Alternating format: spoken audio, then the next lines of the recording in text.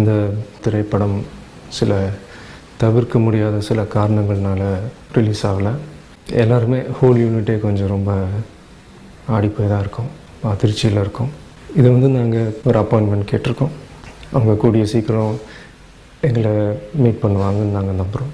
இதுக்கு ஒரு நல்ல முடிவு கொடுத்து கூடிய சீக்கிரம் இதை ரிலீஸ் பண்ணுவாங்கன்னு நாங்கள் நம்புகிறோம். ஒரு வழியாக ஜனநாயகன் படம் போஸ்ட்பாண்ட் ஆயிடுச்சு. என்ன ரீசன் பார்த்தீங்கன்னா சென்சார் சர்டிஃபிகேட் தரல. அதனால அஃபீஷியலாகவே கேவிஎன் ப்ரொடக்ஷன் ஜனநாயகன் படம் போஸ்ட் பண்ணிட்டு டேட் பின்னர் அறிவிக்கப்படும் அப்படிங்கிற மாதிரி ஒரு விஷயம் சொல்லியிருக்காங்க.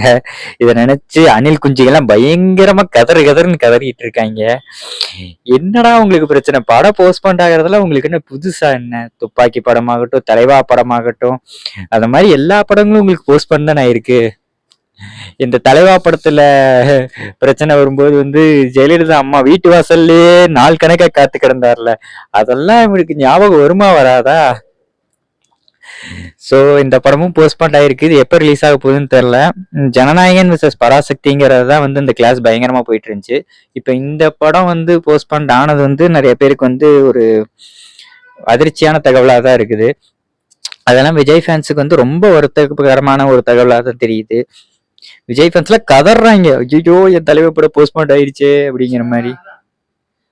அதெல்லாம் பார்க்கும்போது ரொம்ப கஷ்டமா இருக்கு. என்னடா இது, இந்த அணில் குஞ்சுக்கு இப்படி கதறுது அப்படிங்கிற